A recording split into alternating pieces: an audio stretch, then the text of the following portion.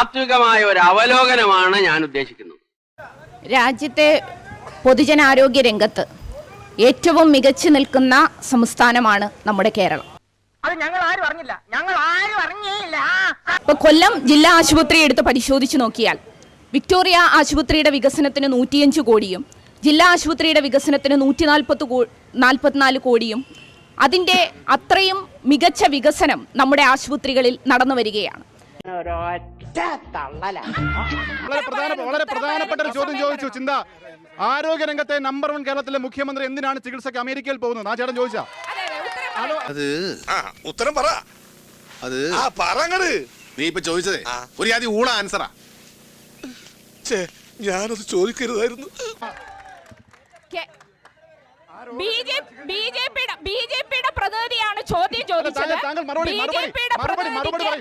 ഇനി രക്ഷയില്ല. തിന്ന ബിരിയാണി പോലും ദഹിച്ചു. ഞാൻ പോകുന്നു. Bye bye. Bloody sweet.